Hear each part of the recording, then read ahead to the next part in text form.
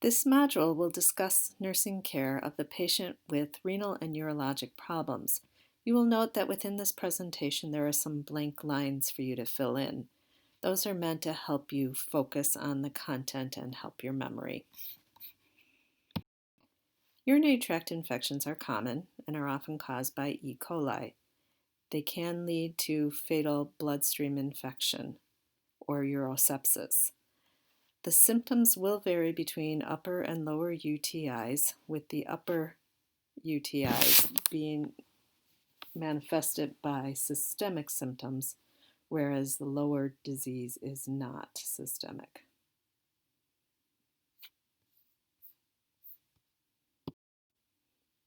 Common symptoms of UTI are listed here. Note that older adults will not exhibit the same symptoms as younger adults. Older adults often present with a non-localized abdominal pain or with cognitive changes such as confusion. Diagnostic studies for UTI are the UA and the CNS. And treatment for UTI is hydration, antibiotics, and teaching. Note that the patient tends to not want to drink because urination may cause pain. However, it is important that they do continue to hydrate.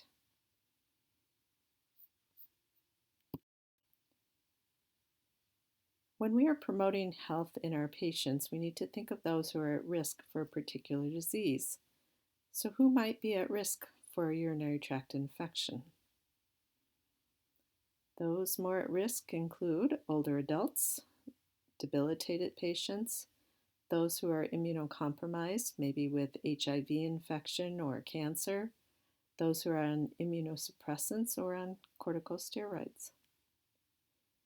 Preventative measures include regular bowel and bladder emptying, perineal wiping from front to back, adequate hydration, cranberry juice or tablets, voiding before and after intercourse, and good urinary catheter care.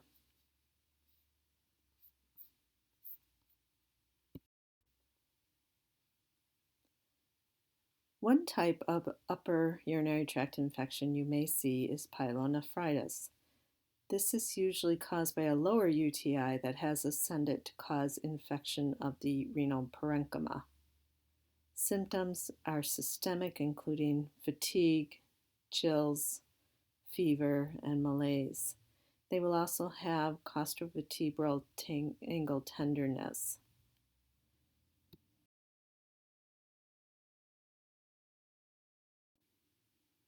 Cystitis, or inflammation of the bladder, is a type of lower urinary tract infection.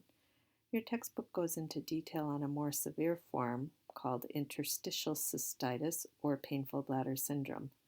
This is not what we are discussing here. We are keeping to the simpler form. Risk factors for cystitis include being female or urinary catheterization. Signs and symptoms the patient will exhibit are urgency, frequency, and cloudy or foul-smelling urine. Treatment includes using urine acidifiers such as cranberry juice and a urinary tract analgesic for the pain. Glomerulonephritis, or inflammation of the glomerular, is another type of renal disease. Signs and symptoms are listed here. Diagnostics are similar to what you would see for a urinary tract infection. Urinalysis, blood studies such as a WBC or a BUN creatinine, and CT or an ultrasound of the abdomen or kidneys. Treatment for glomerulonephritis would include managing the symptoms from it, such as hypertension, edema, or urinary tract infection. Low protein, low sodium diet may be ordered. Patient may need fluid restriction as the kidneys are highly stressed, and they will need daily weights and I's and O's. Teach the patient about the dietary restrictions and how to keep a daily weight. Another common urinary problem are urinary calculi, or stones that form within the renal system, with calcium oxalate being the most common stone. Risk factors are listed here for urinary calculi, and signs and symptoms would include obstruction of the urine flow as the stone gets in the way, abdominal or flank pain, hematuria, nausea and vomiting, fever and chills, and what's called the kidney stone dance, where the patient cannot get into a comfortable position and they keep moving around. They may be sitting, laying, standing, and keep moving. Nothing is maintained as a constant position. As you can imagine, these patients are in pretty severe pain. Diagnostics for urinary calculi will include imaging studies such as CT, ultrasound, or KUB, or kidney, ureter, bladder X-ray, and a urinalysis will also be done. This figure from your textbook includes an X-ray picture with a quite impressive bladder calculus within the bladder. Treating the acute attack of urinary calculi will include treating pain, infection, and obstruction. These patients get quite uncomfortable and they have waves of discomfort that will need significant pain medication. Hydration is needed to help keep the stones from getting clogged and blocking up the urinary system. Medication may be used to relax the smooth muscle, and tamsulosin or terazosin are common for that. Strain all the urine looking for stones and trying to figure out the composition of the stones with laboratory analysis. Treatment is based on the type of stone. The patient will need to be taught to adequately hydrate and possibly change their diet based on the cause of the stone.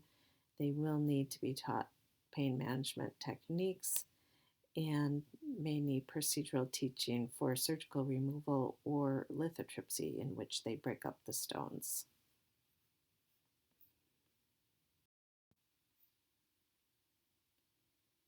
Urinary incontinence is uncontrolled leakage of urine.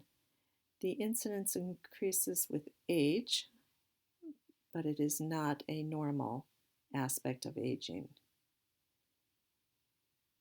Causes of urinary incontinence can be described by the acronym DRIP, D-R-I-P.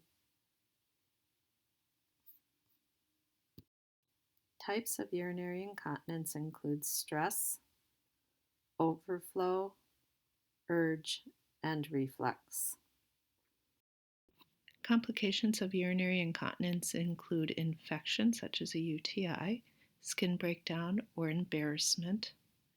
Treatment or teaching would include hydration to be at an adequate level to prevent constipation, scheduled voiding or catheterization, pelvic floor exercises, double voiding, incontinence pads, and medications for certain types, such as alpha-adrenergic agonists can be used to increase sphincter tone, or anticholinergics can be used to relax the bladder muscle.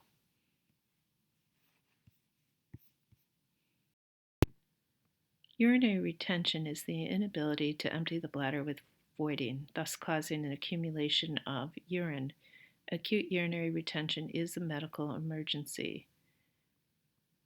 Causes of urinary retention include bladder outlet obstruction, such as when the prostate is enlarged, or a decrease in detrusor muscle contraction, which may occur with injury to the sacral nerves or other dysfunction related to diabetes or anticholinergics. Teaching for someone with urinary retention would include double or scheduled voiding. With double voiding, they are instructed to go to the bathroom and immediately attempt to restart the stream after it has finished. They may be required to have a catheter. They may be instructed in diet to have small, frequent fluids instead of large amounts of fluid at a time. And also, coffee or hot tea with caffeine are good to induce a urinary urgency, and that may be helpful to the patient. Medications may include an alpha adrenergic blocker to help relax the smooth muscle and decrease urethral resistance. Surgery may be needed for obstruction. Complications of urinary retention can include a ruptured bladder, infection, and uremia. Urinary diversion to the skin may be seen in some of your patients, particularly those with a bladder or a urethra cancer. Urinary division occurs when the bladder is not functioning properly, and it's expected to be a longer-term problem.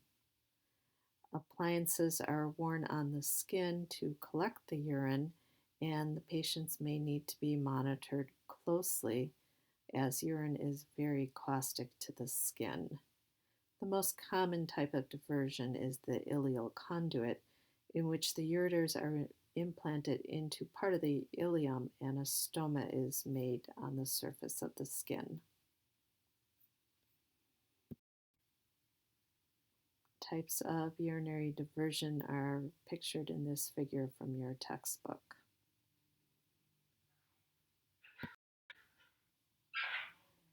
And here are pictures of stomas.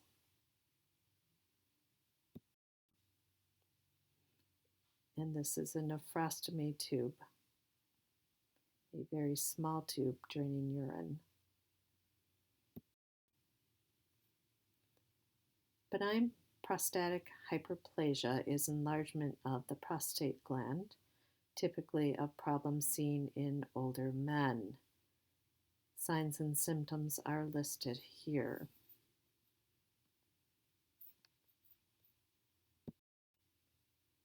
Diagnostics for BPH include the digital exam, which begins with men at about age 40, checking for enlargement of the gland.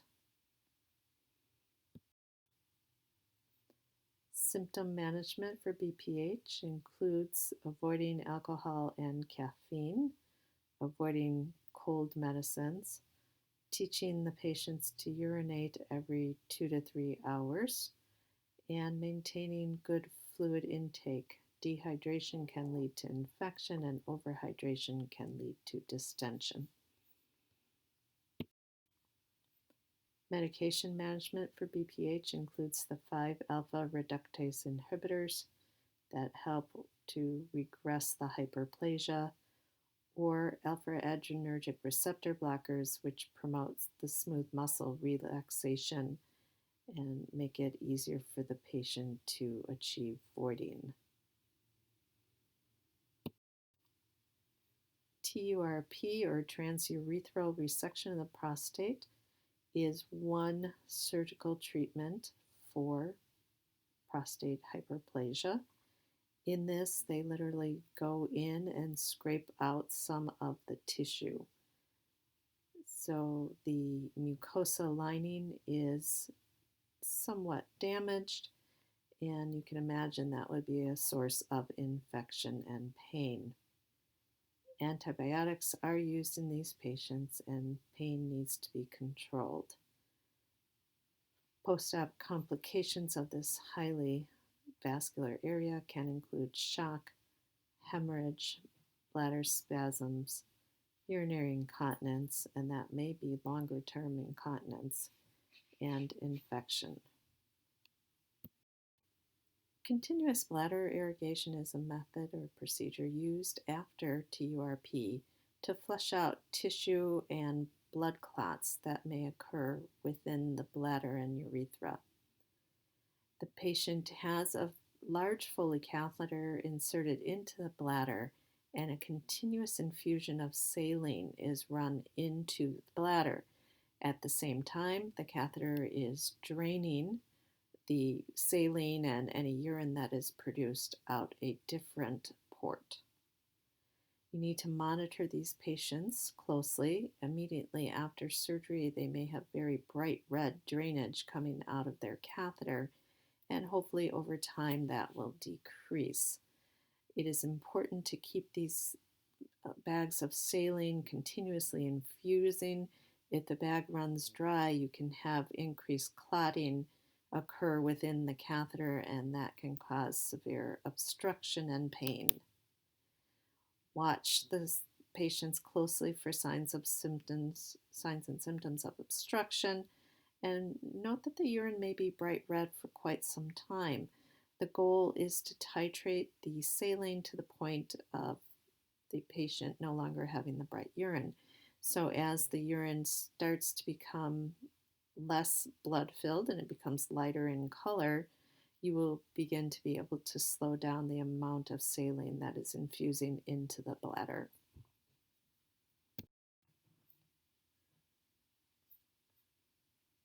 Discharge teaching for the patient with a TURP will include temporary catheter care, teaching them how to care for a catheter at home. They may have the catheter for a few weeks or even longer as they attempt to recover from this surgery. They will have a leg bag and they will need good perineal care.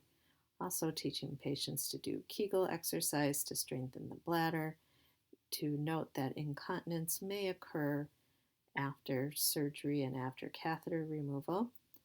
Also, patients should be watching for signs of symptoms of infection, having a good oral intake, and note to prevent anything that would stress the area, such as constipation or heavy lifting or any kind of rectal procedures. Patients should also be aware that their sexual function may be affected by the surgery and that they should not have intercourse until they are cleared by an MD.